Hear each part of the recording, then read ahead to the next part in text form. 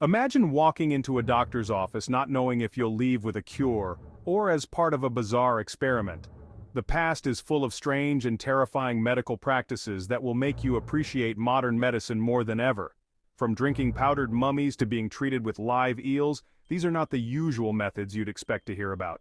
Stay tuned as we dive into 10 bizarre medical practices in history that you won't believe existed. Let's kick things off with a truly bizarre and forgotten chapter in medical history: goat gland transplants.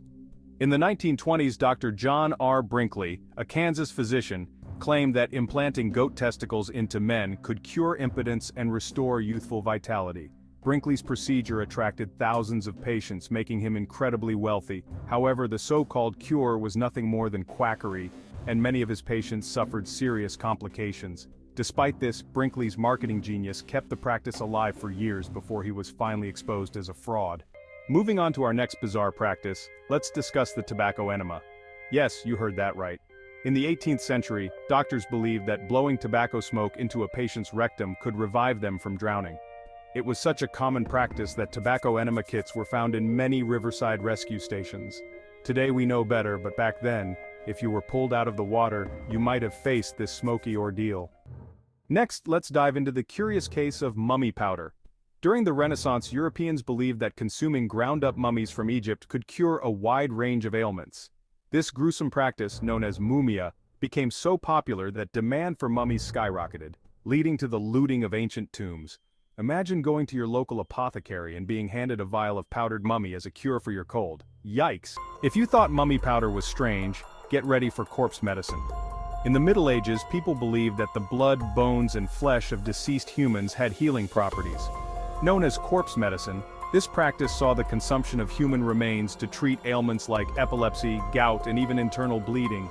Blood from freshly executed criminals was particularly prized. Talk about a morbid cure. Now let's move on to something a little more electric: eel therapy. In ancient Greece and Rome, physicians believed that placing live electric eels or torpedo fish on a patient's body could cure ailments like headaches and gout. The shock from the eel was thought to balance the body's humors, restoring health. While the logic behind this is shocking, the practice was surprisingly popular. Next on our list is canine lick therapy, practiced in ancient Egypt and later in medieval Europe. The belief was simple: dog saliva had healing properties. Wounded soldiers or patients with sores were encouraged to let dogs lick their wounds, believing the animal's saliva would speed up the healing process.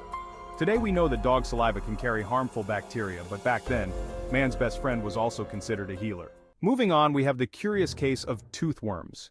In ancient Sumer, and later in medieval Europe, people believed that toothaches were caused by tiny worms that burrowed into teeth.